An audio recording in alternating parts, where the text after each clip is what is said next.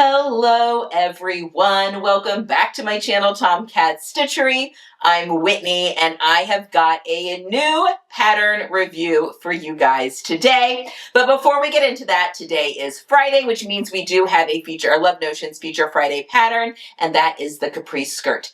This may be the first time that the capri skirt is a Feature Friday pattern, to be honest, because it came out about this time last year, I'm pretty sure. Such a simple skirt pattern. I wear mine all the time. It's got like 5 different views. It can be a tiered skirt. It can be just a straight skirt with an elastic waistband. It can have buttons down the front. It can have a high-low hem. It can have a straight hem. All sorts of different variations. It is on sale today only. And if you use my code TKStitchery10, you can get an additional 10% off that Feature Friday sale price. So it's definitely a great one to have. And long skirts like this, I've been seeing them everywhere. My teenage daughter has been talking about, how in these are. When Jenny was in Paris, she saw these everywhere. A great on-trend pattern. So if it's something you're thinking about making up for the warmer months, or you could even make it up in a warmer fabric. It doesn't have to be in summery fabrics. If you're going into the colder months, like that could also be something really cool as well. Anyway, a good one to grab and add to your catalog if you don't already have it. All right, let's talk about the newest cashmerette club pattern, which is the Irving Dress. Da-da-da-da. If you follow closely to the channel, you'll notice that a sew-along went up yesterday, and that's the sew-along for this dress. I have a full sew-along on the channel that walks your hand through making this pattern piece by piece, step by step, holding your hand through the entire process. So if you're curious in making this dress, I would definitely go take a look at that video posted yesterday, and it's free, just up there on the channel.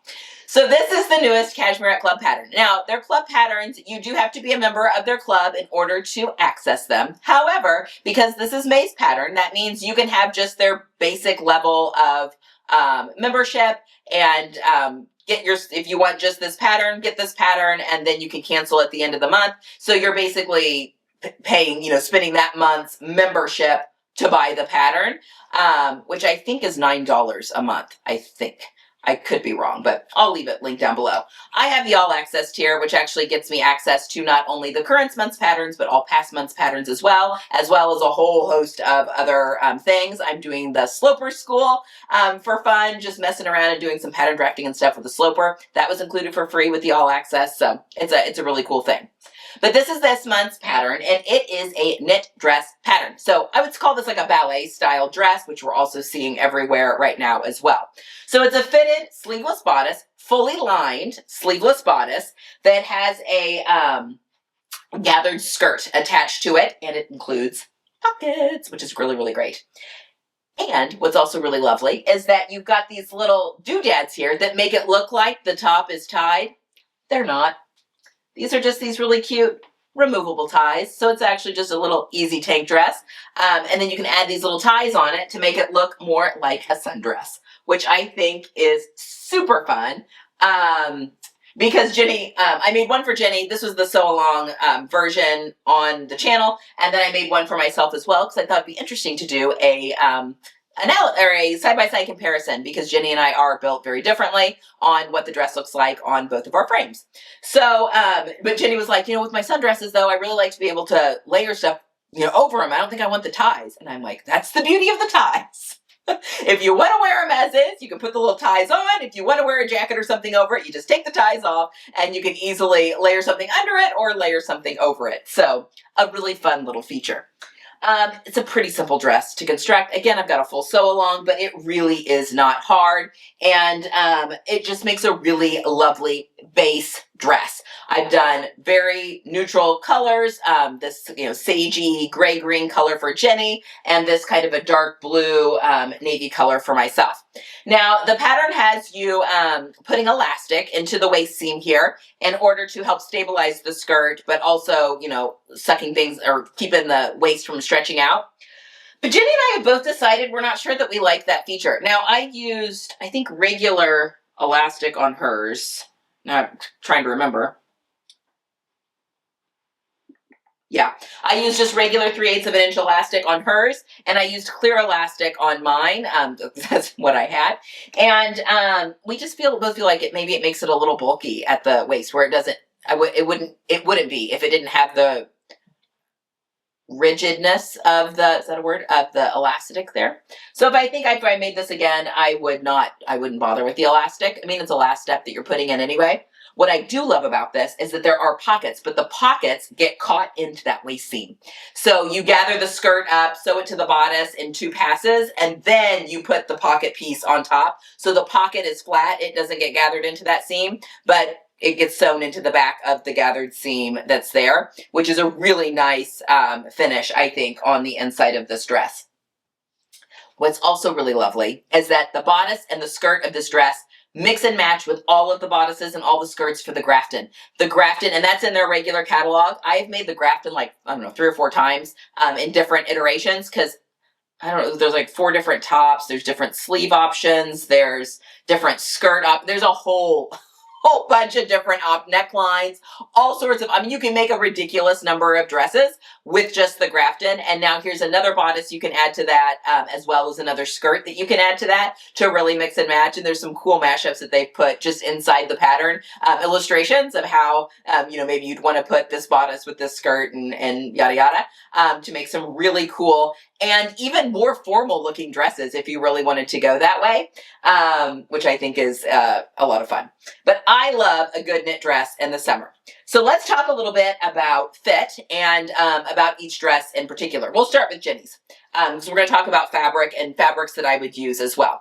So with Jenny's, when we are doing fit for any kind of pattern, obviously, but specifically for this one, you want to pick your size based on your upper bust measurement. Now, I know that Cashmerette, they do a beautiful job of drafting for the curvy figure. If you are large busted, if you have a larger waist to hip ratio, meaning you're very curved, small waist with the curvier hip, they do beautiful for drafting for that. I do not have a small waist and curvy hip, but I still love Cashmerette patterns. I wear them all the time. I love them for the bust option. But Jenny does not have, she is not a large busted person, but she still loves wearing Cashmerette patterns as well. So if you do not have a large bust, don't let that deter you from Cashmerette patterns. Jenny, we have done the size 6 for Jenny with the CD cup. So that's the smallest cup range, and graded to a 12 at the waist and hip.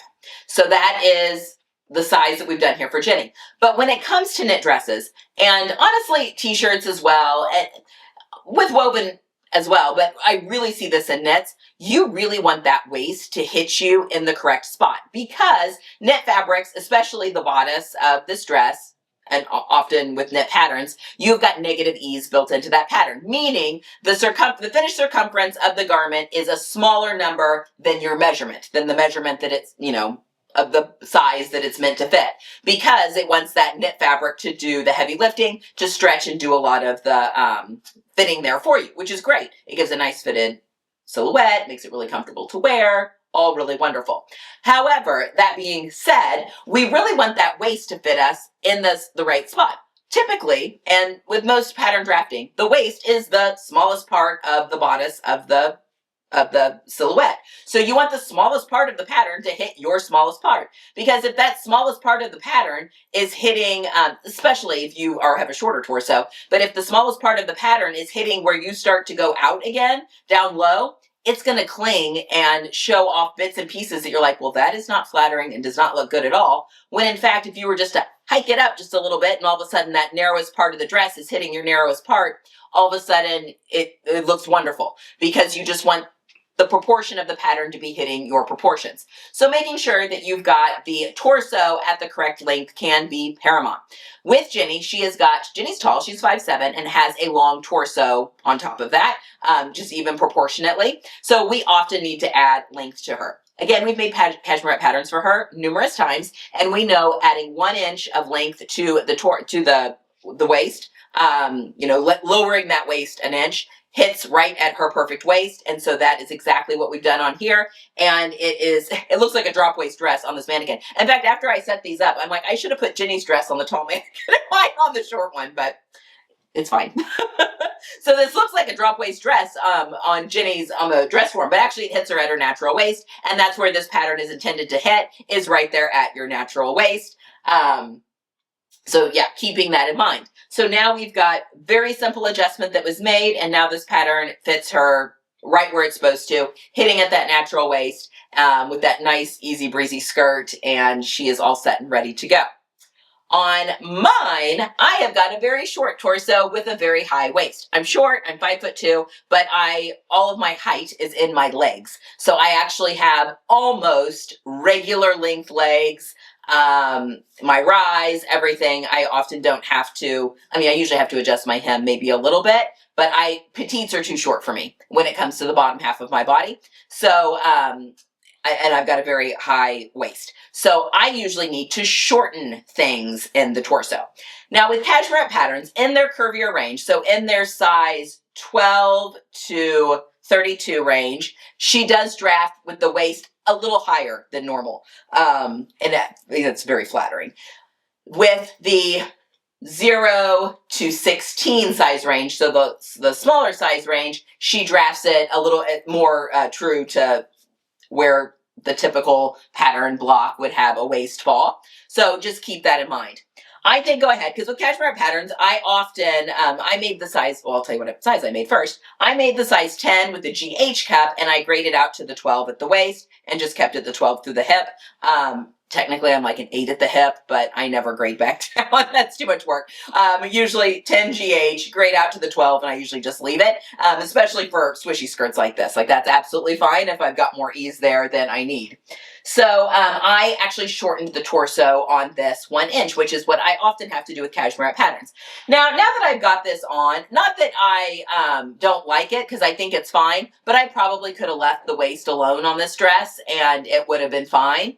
Or maybe just shortened it like a 1/2 inch, and it probably would have been fine. I just didn't want the narrowest part of this pattern hitting where my body starts to go out again, because then that would have clinged and looked really, really weird, and then I get excess fabric and it's not flattering at all. I'd much rather err on the side of maybe the waist being a little bit higher than it was intended, and I think that this works. So that is the adjustment that I made for this one, picking my size off my upper bust measurement, and then determining my cup size determined with my full bust measurement. So that is how we picked sizes for both of us. Very pleased, though, with how this turned out. I did use contrasting fabric for the lining on both of these. Mostly with Ginny's, it matches actually, but mostly because I was trying to show the difference between lining and outer fabric when it came to doing the sew-along, and then I don't know why I did it on mine. I didn't need to because I didn't film any of this, but anyway. You can use same fabric, though, for the lining of the bodice as you use for the outside fabric. So what fabrics do we want to use? Midweight jerseys is suggested from the pattern. Well, what does that mean? You could use all sorts of things. You could use a cotton spandex jersey if you want, keeping in mind that that is going to have a little bit more definition in those gathers because that is a more bodied fabric. However, fabrics with some modal or tinsel or rayon or viscose drape beautifully and really give this dress a nice swishiness. So both of these fabrics are a cotton modal rib knit that we got from the sewing studio, and I will link them down below if she still has some. And we've got a coupon code. So my code, I think it's TomCat15. Whatever I put here is the correct code. It's going to give you 15% off your order at the sewing studio. So she does a lot of dead stock stuff. So her stock is constantly changing. It's a lot of fun and dangerous to go look at her website. And I also love that she's keeping a lot of fabrics out of the landfills. Some really beautiful stuff. So yes, definitely go take a look. If these specific patterns or fabrics are still available, I will link them down below. But this is a little bit wider. I think they're both cotton modal. Now that I'm saying that, rib knit, I'm pretty sure they're both cotton modal. So modal is kind of like a rayon. It's a little bit more ethically made rayon in that it uses recycled chemicals as opposed to fresh ones. So anyway, but it has a similar drape to rayon or viscose. Ginny's feels heavier. Ginny's may just be a modal rib knit, and maybe mine's a cotton modal. But anyway, again, they're linked down below. Anything with some beautiful drape, though, is going to be lovely. If you wanted to do if you like a good ITY knit, ITY is not my favorite. I'm just not a big fan of polyester unless it's in my activewear. But an ITY would also drape really beautifully for this type of pattern. I would not use something like a double brush poly, though. That would be way too bulky in the gathering there at the skirt. But yeah, I think any of those would be excellent for making this up. Honestly, I mean, if you wanted like a beach dress, you could make it out of an athletic knit, like a swim knit if you wanted to. Swim knit, nice thin swim knit has some good drape that would be fine for something like this too, if you wanted to get fun and kind of creative. Anyway, wonderful pattern. It sews up like a dream. Really clean finish on the armholes and the neck edge. We do a burrito finish to get those really cleanly done. And it just makes for a really beautiful garment, both inside and out. And I show Jenny's all on the sewing machine. I don't use a serger at all for Jenny's. It is all done on the sewing machine. So don't think you need a serger in order to make this as well. All right, guys. I think that's it. That's all I've got for today. I hope you enjoy this pattern. I'm kind of obsessed. I love the grafted. Now I can't wait to mix and match things because that's fun. I love a choose your own adventure type pattern. But yeah, I hope you have a wonderful weekend. Enjoy the weather. If the weather is beautiful, we have prom next on Saturday, tomorrow. You're watching this on Friday. It's on Saturday. I will keep you guys posted. I did make my daughter's dress, so that will be making a feature on the channel, as well as, and I made my son's tie and pocket square. At least that's the plan as I'm filming this. I'm done with my daughter's prom dress. I've not done his stuff yet. Anyway, I hope you have a wonderful weekend. Get some sewing in, and I will see you guys next time. Have a good one. Bye.